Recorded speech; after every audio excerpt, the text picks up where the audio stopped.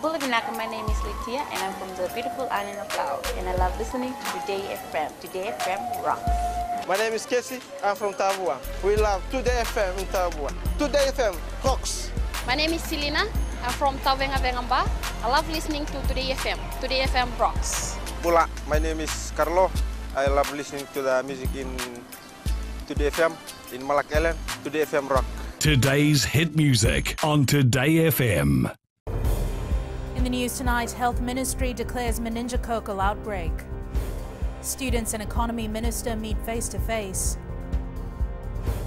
And squatters finally see action in their fight for leases. From the studios of FBC Suva, Jackie Spate. An outbreak of meningococcal disease was declared by the Health Ministry today, and a national task force has been set up to control the threat. The disease is life-threatening and can cause infections in the brain and the blood or in both. Akosita Tale reports the disease is serious but can be treated if detected early. 18 cases of meningococcal disease have been recorded so far this year, and the Health Ministry expects numbers to increase. In 2016, we had 29 cases, then in 2017, 48 cases, and then in 2018, as of February 21st, we've had 18 cases. So this is well above our normal rate, which is 1 to 10 cases per year. So we are in the middle of an outbreak. 12 cases came from St. John's College in Levuka alone last year. Dr. Sahu Khan says the disease has mostly affected children under the age of 5, teenagers and young adults between 24 and 25 years of age. So from 2006 to January 2018, there have been 12 deaths confirmed to be from meningococcal disease. I want to emphasize that while the numbers of meningococcal disease may not be as high as a disease like dengue fever, for example, it is known around the world to have a very high death rate. The National Task Force will ensure proper mechanisms are in place and everyone is aware of the deadly disease. We are going to carry out a mass communication drive on this so that every family, every individual understands that this disease can only be treated at a health facility with an antibiotic medication, medicines that kill bacteria in the body. The signs and symptoms of the disease include sudden fever, vomiting, headache, stiff neck and even backache. Other symptoms may include nausea, eyes sensitive to light, confusion and rashes which are red and purple spots on the skin. Other symptoms that you should be alert for in babies are unusual crying, high fever, refusing to eat or drink, feeling floppy or drowsy, change in sleeping patterns and rashes on the skin. Akosita Tale, FBC News. The first consultation on the 2018-2019 national budget was held in Suva today. Economy Minister Syed Qayyum engaged with FNU students and advised them on their vital contribution towards budget preparation. Syed Qayyum spoke on debt, loans and how funds are allocated to various government ministries. We are looking at delivering the budget as usual in June of this year. Our financial year, those of you may not know, is from 1st of August till 31st of July. And normally we deliver the budget in June.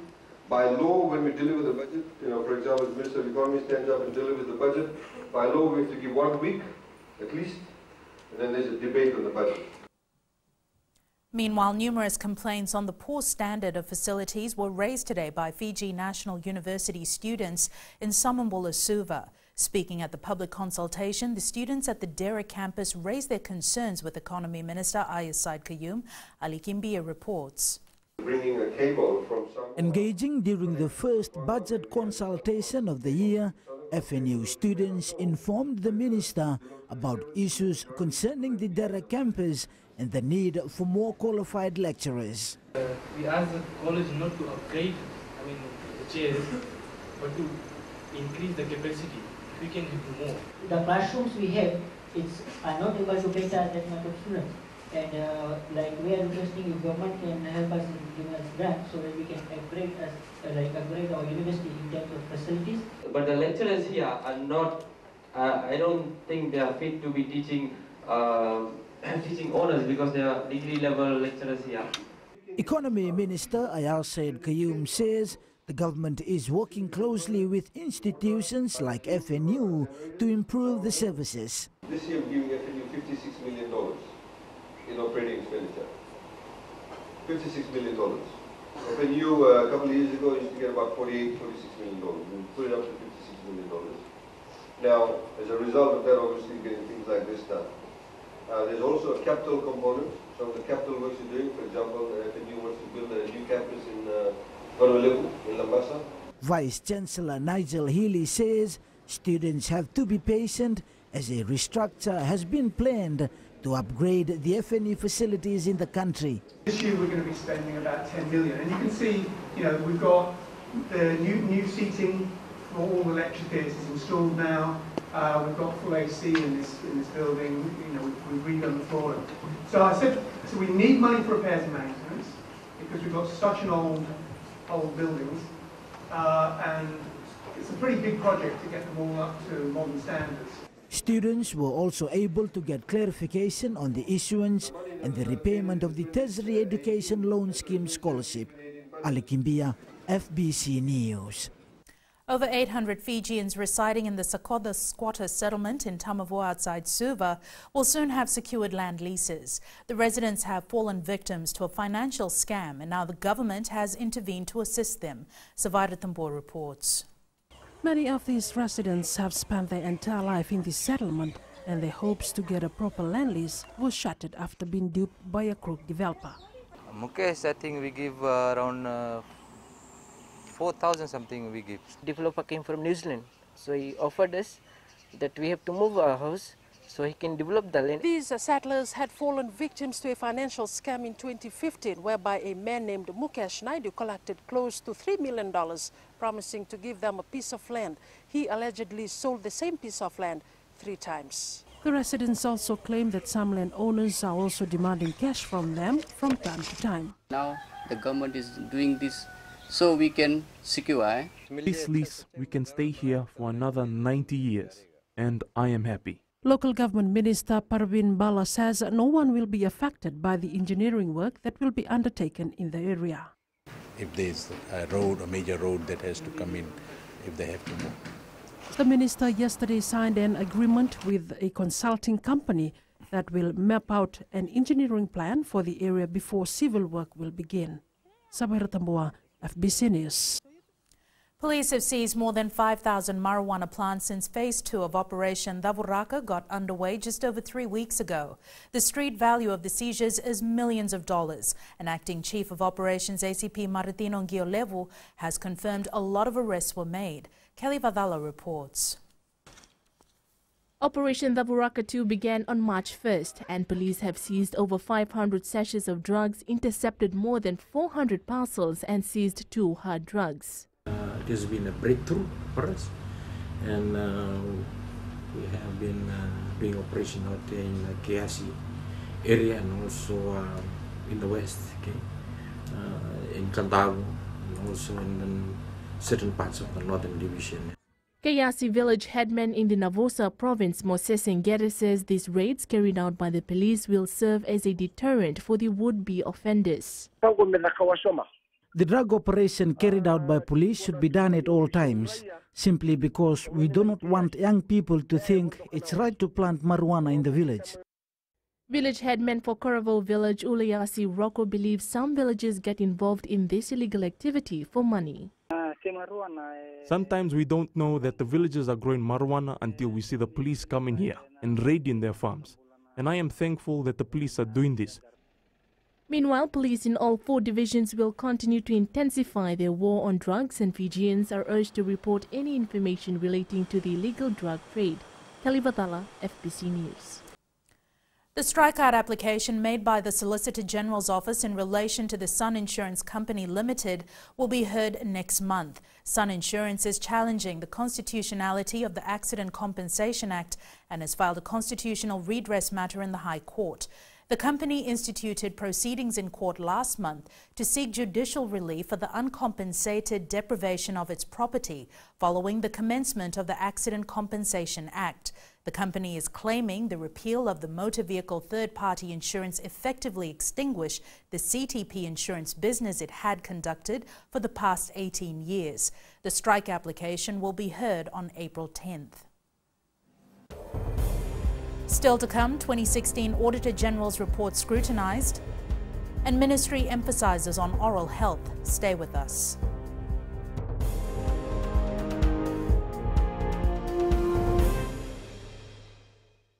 Bula, kera mai singatoka, kera ndo talita kana varorong na radio Fiji 1 and domoy viti. Ayaw na rin siya. Kung minasong mo tikola, ndo talita kana radio Fiji 1 kina domoy viti. Kaya kuya sila tale, nagurara may naomani, nandunga. Gitu talita kini ang gitu Venezuela, nagudurong varorong na radio Fiji 1 nandomoy viti. Na radio Fiji 1 nandomoy viti na ponga ni BNN.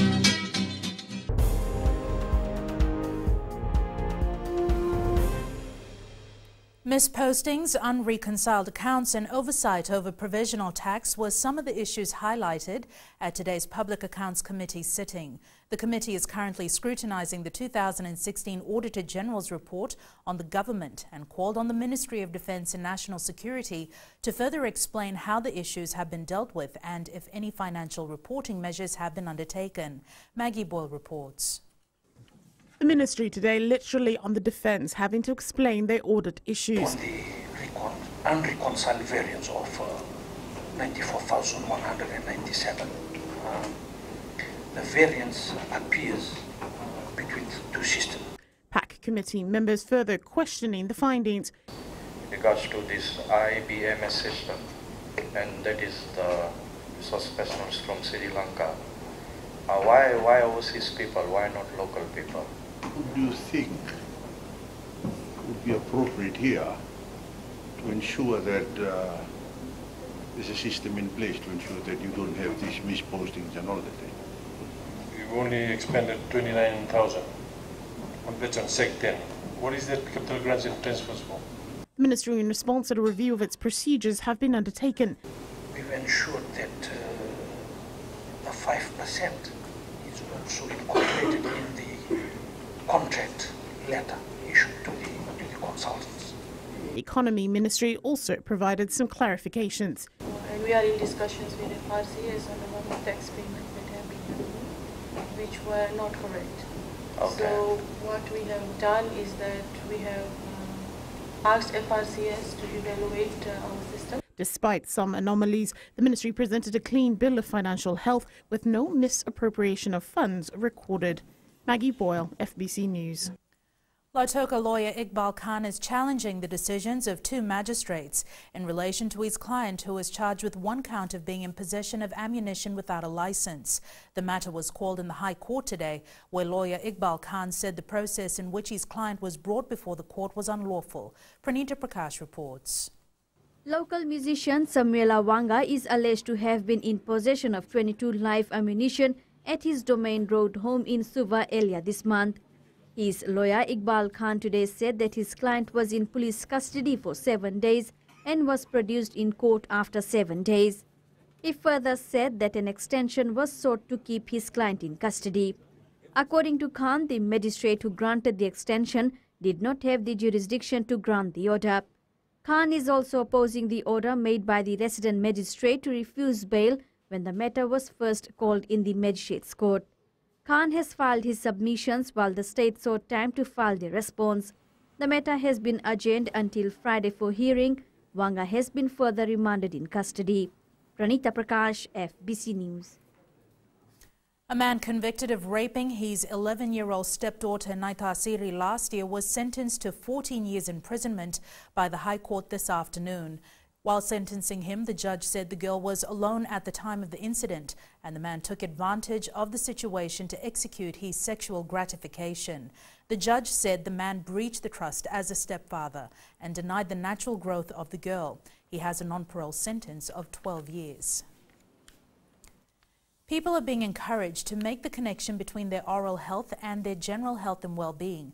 The first oral health celebration was held at Sakuna Park in Suva today with the theme Say Ah, Think Mouth, Think Health. Kritika Kumar reports. Health Minister Rosie Akbar has emphasized the importance of maintaining good oral health practices.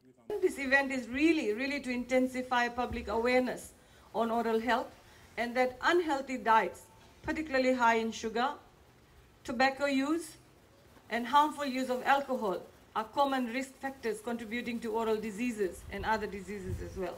The ministry will soon conduct a study to evaluate how effective these programs have been. The National Oral Health Survey is forecasted to be conducted at the end of this year, whereby we will be able to evaluate the outcomes of all oral health promotion programs and enhance our strategies for the development of new health programs in Fiji. President of Fiji Oral Health Association Meher Ali says the event is aimed at educating the people about oral health. We want to let them know that permanent teeth should last a lifetime, and this all leads to like healthy snacking, healthy diet, seeing your dentist once a while, brushing your teeth twice a day, and very simple. So once you know that you are healthy, oral health way, you are healthy.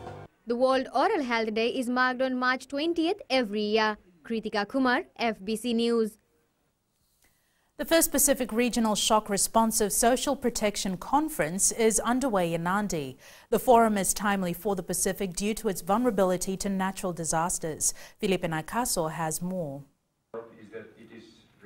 Participants attending this conference are looking at identifying gaps in order to improve emergency preparedness, planning and mechanisms. We believe that it's an important step in fostering strategic regional coordination and a technical practitioners network that will help us here in the Pacific advance our social protection mechanisms, particularly making them shock responsive and fit for purpose during natural disasters. The conference will also allow the participants to learn and share their experiences with the technical partners. The Pacific region is one that is highly vulnerable to the threat posed by natural disasters, such as tropical cyclones and tsunamis in the face of climate change. Shock responsive social protection is an integrated approach to reducing the vulnerability of disadvantaged groups and works on the understanding of the interlinked nature of the shocks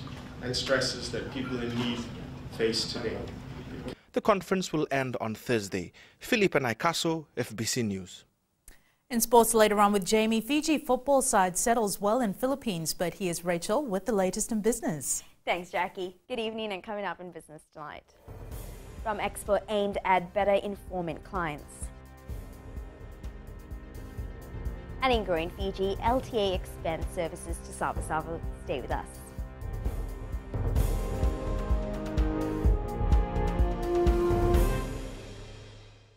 Moala radada ranavika o tikongona tau na singatoka ando talitaka na wakaronga ng Bula FM number 2 na sere.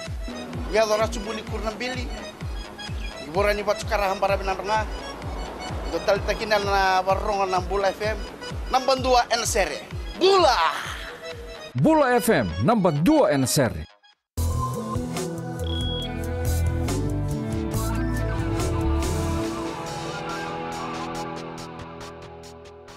In business tonight, Paradise Beverages held a rum expo in Nadi last night in an effort to showcase the types of rum the company makes. Representatives from the hotel sector and other stakeholders were part of the expo. The company believes such expos give them an opportunity to introduce their products to a wider range of clients. All of these people here serve our rum to their guests, and all the guests are from overseas. So this is how we get our exposure. When these people understand what it is that we're doing, they take it and show it to the visitors, the tourists. The tourists then enjoy it, then they go to our duty free and they buy it. Then they take it back to their country and they say, wow, I just finished that, where do I buy it again? And we now join Rocco from HSC Bank with the latest from the money market. Thank you. Let's have a quick look at the events influencing the forex markets. The European Union and Britain have reached a broader agreement on post-Brexit transition. The pound sterling rose to its highest against euro-dollar in more than a month after debates on rate hikes took place sooner than previously thought. Closer to home, the Reserve Bank of Australia has left the interest rate at 1.5% since last August 2016, the longest spell of stable policy since the early 1990s. That stable policy helped in reducing the unemployment rate to 5.5% and bringing inflation closer to its 2% target. Consumer confidence in New Zealand rose in the first quarter from 107.4 to 111.2, indicating an upswing. On tap this week, interest rate decisions for the US, New Zealand and Great Britain. And that's all from me for now. Thank you. Thanks for that update, Rocco. Looking at today's currency exchange rate set this morning for the Fijian dollar. Our dollar was on the rise against the Chinese yuan, the US dollar, the Australian dollar, as well as the PNG kina and the Japanese yen. Taking a look at the commodities market, oil prices were also on the rise, closing at $62.20 a barrel. Gold closed at $1,316 an ounce, and silver followed suit, closing at $16.34 an ounce. And in Go in Fiji tonight, the Land Transport Authority has opened a new office in Savusavu to meet the increasing demands for its services from the people of Dakunrove. Eleanor Thurangavu reports the new facility offers all the services provided at the main office in Lambasa.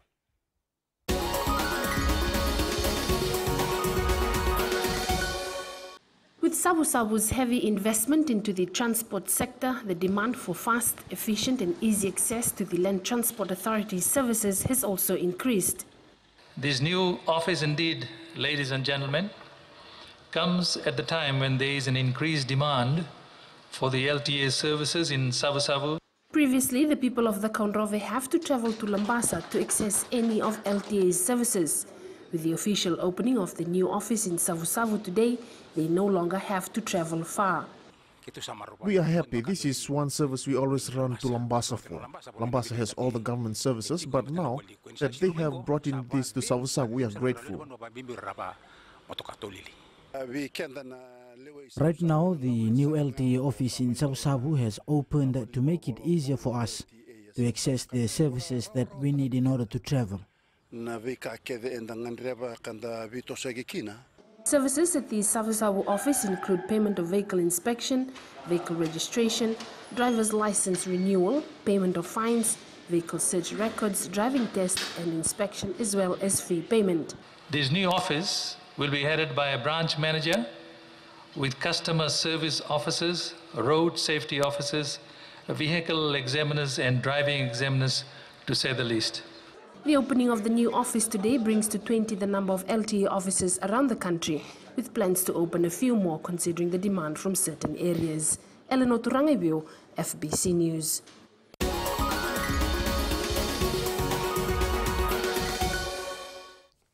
And that's it from Business this evening. Here's Jamie with the latest in sports.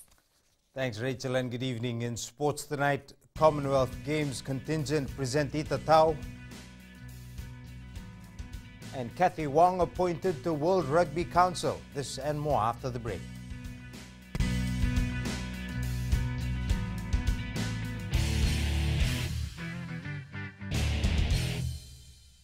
मैं Premila वायरुकु recce recce से सुबह मेरी आँख खुलती है तो मैं मिर्ची एफएम सुनती हूँ. मिर्ची FM is number 1. It's so hot. हम लोग बार टाउन के कैरियर ड्राइवर लोगों ने हम लोग के मिर्ची एफएम सुनो अच्छा लगे. मिर्ची एफएम is hot. हाय, मैं संध्या नारियल रेफ्रिजरेटर से मेरे सारे दोस्त मिर्ची एफएम सुनते हैं. मिर्ची FM is hot. I love मिर्ची एफएम. हमें स्पिन टको ताबुआ के मिर्ची एफएम में सबसे अच्छा गाना बजे. मिर्ची FM, it's hot.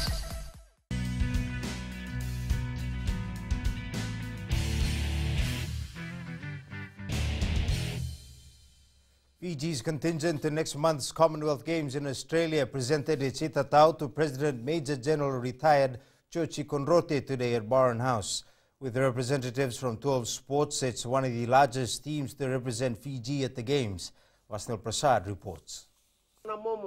It was a sea of blue this morning with 147 players and officials gathered to seek the nation's blessing before the Commonwealth Games. President Major General retired Chochi Konrote accepted the itatau and reminded Team Fiji of the mission ahead. Congratulations once again for making the Team Fiji. And on behalf of all Fijians, I wish you all a resoundingly successful outing A safe journey to and from the Gold Coast Commonwealth Games.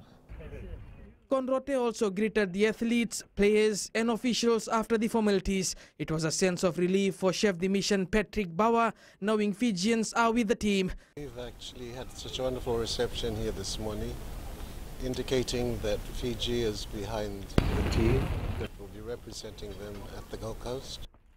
The participants also took advantage of the event, capturing the moment, at least for the last time before the Games. This is the first time for me to go to one big Commonwealth like this. It's always a great experience to attend the Tatau and being in the presence of the President himself.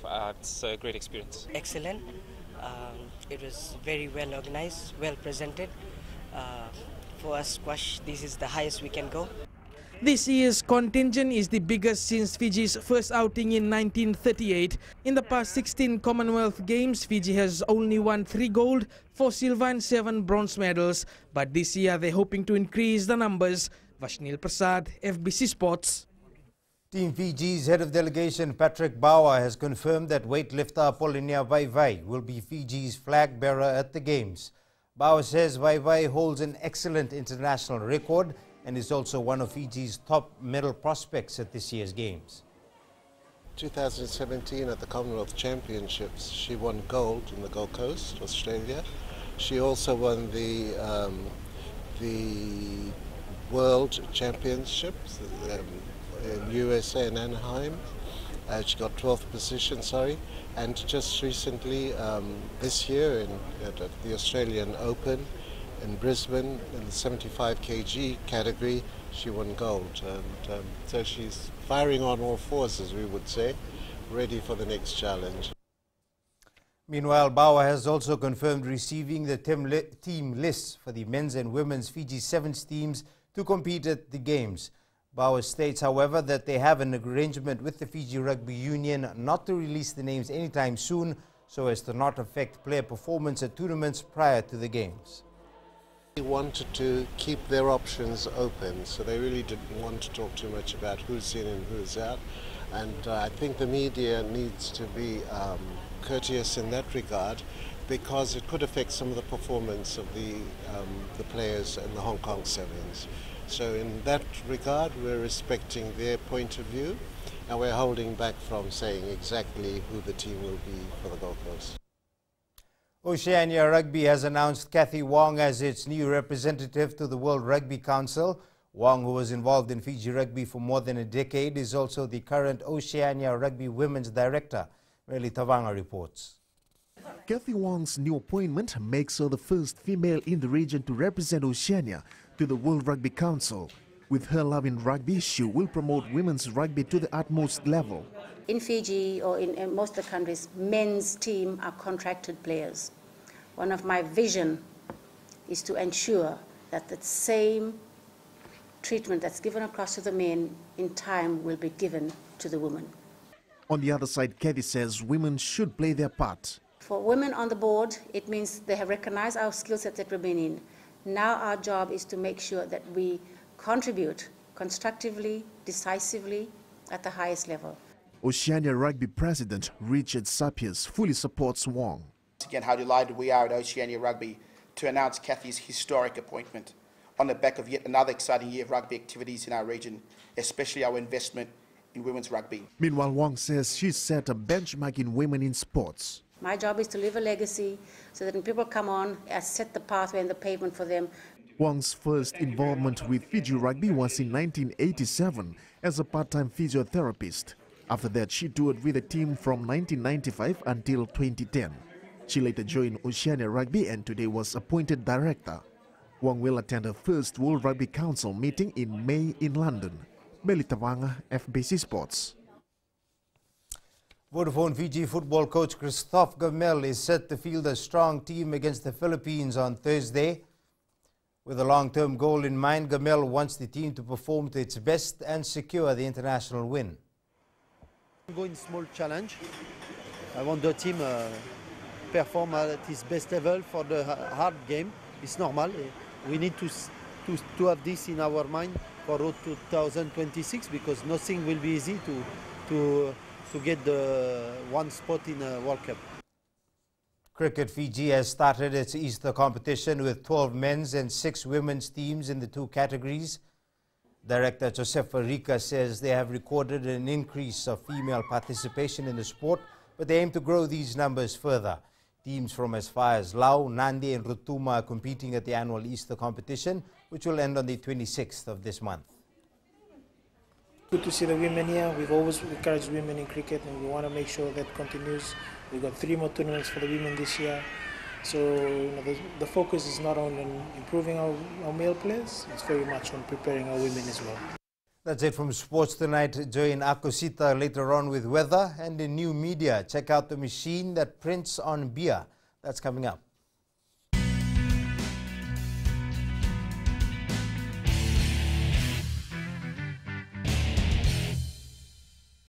Bula, kera mai singatoka, kera ndo talita kana varorong na Radio Fiji 1 and ndo moi viti.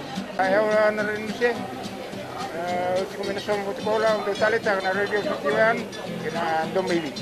Kaya kuya sila tale, nagurara may naomani, nandunga. Gitu talita gini ang gagawin na sa vale, nagundurong barong na Radio Fiji 1 nando moi viti. Na Radio Fiji 1 nando moi viti na bonga ni BNN.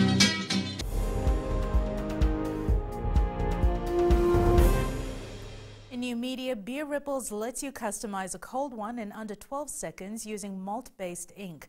Don't worry, your pint may look different, but it'll taste the same. And it's weather time now with Akosita.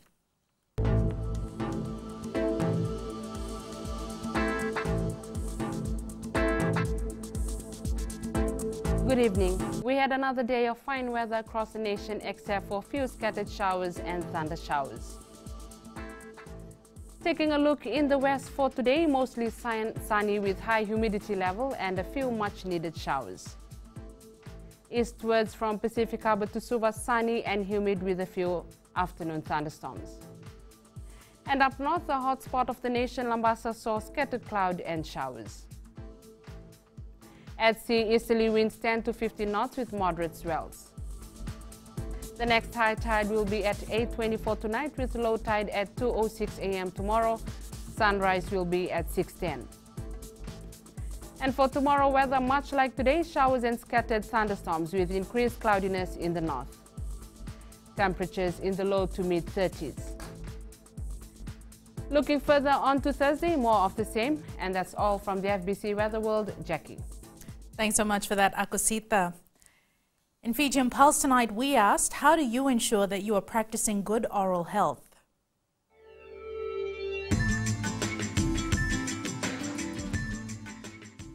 I brush, I floss my teeth every day after every meal. To brush your teeth 3 times a day, after breakfast, after lunch, and before you go to sleep, you have to brush your teeth. I'll make sure to brush my teeth every day and advise my younger siblings not to eat junk food. Having a good gums in our mouth, brushing every day, and especially that we don't lose any tooth from our mouth.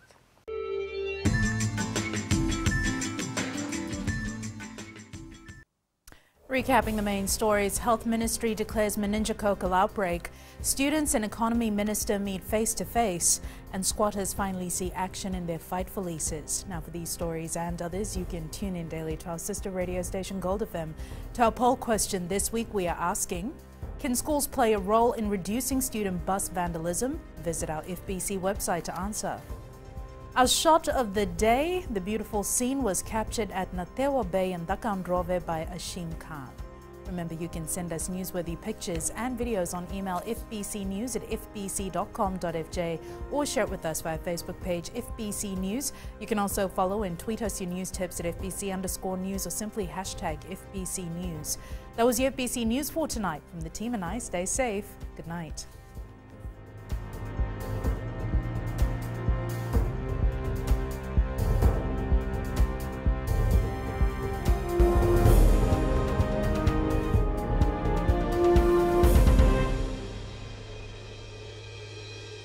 Wrong on the Radio Fiji 1 and the moi viti. Ayaw na rin siya. Kung minasong ko tikola, ndo talita kana Radio Fiji 1 kina ndo moi viti. Kaya kuya sila tale, nagurara may naomani, nandonga gitu talita jadi yang gitu Venezuela menunggu rongo barongo na radio Fijuan nandu mai biti na radio Fijuan nandu mai biti na bonga ni BNN